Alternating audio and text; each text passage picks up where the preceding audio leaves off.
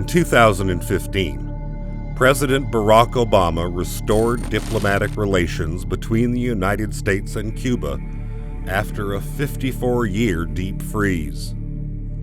American diplomats soon returned to the island nation and joined other countries like Canada, who had never left Havana. But less than a year later, inside their own apartments, something odd began to happen to some of the American embassy staff, as well as several Canadian diplomats. Something, or someone, was apparently attacking them, causing pain and ringing in the ears, nausea and vertigo, a sense of pressure and vibration comparable to driving with a car window rolled down. In some cases, the episodes would last less than a minute. Other times, they would continue for more than half an hour. And sometimes these physical effects were accompanied by a strange noise.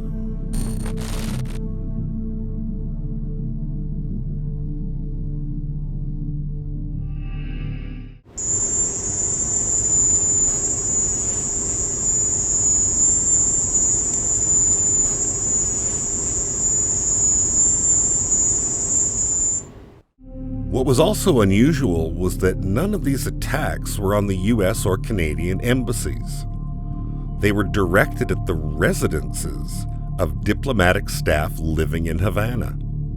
Most troubling, the effects of the attacks for many were long-lasting, and MRIs showed that some of the original victims had damage to their brains, damage of the kind typically seen in concussion patients.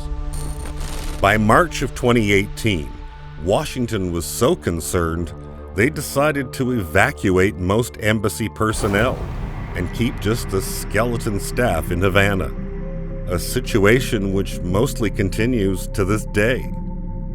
News of the attacks first gained public attention in late 2017, and since that time, there have been several theories put forth that try to explain what, if anything, is causing these mysterious symptoms. Let's go through each possibility, from the least to most likely. Possibility number 1, crickets.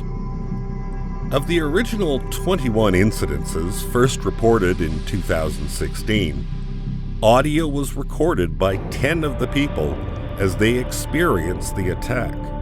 Biologists who analyzed the recordings claimed that the sound was one made by either an Indian short-tailed cricket or a Jamaican field cricket.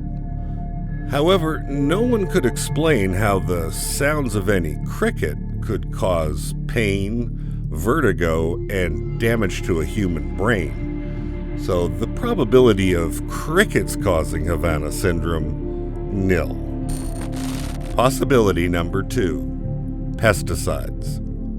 A 2019 study commissioned by Global Affairs Canada found that the 23 affected Canadian diplomats had symptoms consistent with an overexposure to cholinesterase inhibitors, pesticides that are known to cause brain damage. It was true that at the time of the first attacks, Cuba was actively spraying pesticides in Havana to eliminate the mosquitoes carrying the Zika virus. However, there was no evidence that any diplomatic personnel were exposed to excessive levels of any pesticide. The probability of pesticides causing Havana syndrome? 1,000 to 1. Possibility number 3. Ultrasound. Because so many early victims heard and recorded unusual sounds, it was perhaps natural that investigators would first theorize that some kind of sonic weapon was involved. Ultrasonic weapons are very real and have been around for decades, but they are typically used for things like crowd control, in open spaces, and with a relatively wide beam. Many people were targeted inside large apartment buildings, and there is no known way for sound to travel through multiple layers of steel, concrete, and glass. So the probability of some kind of ultrasound causing Havana syndrome, 100 to 1. Possibility number 4, mass psychogenic illness, which is defined as the spread of physical symptoms through an interconnected group of people where there is no apparent external cause for their illness. The theory suggests that anxiety and stress, particularly among a group of people far from home in a relatively strange environment, triggered the initial outbreak in a handful of staff. Then, as word spread among the tight-knit diplomatic community that strange noises were triggering pain and dizziness, Havana syndrome took on a life of its own and became kind of a self-fulfilling illness. Still, the probability of mass psychogenic illness causing Havana syndrome is only 4 to 1, and here's why. Since the initial Cuban outbreak, there have been almost a dozen similar outbreaks around the world, including 2 affected individuals on the grounds of the White House. Almost 200 people have reported symptoms since 2016. It beggars belief that U.S. government personnel all across the globe are spontaneously having Havana syndrome panic attacks months and years apart. Possibility number 5, microwaves. Unlike sound waves, microwaves are a form of electromagnetic energy that can pass through many materials. And microwaves can produce all the side effects that were reported by diplomats in Havana through what's called the Frey effect, which was first observed during World War II with the deployment of early radar installations.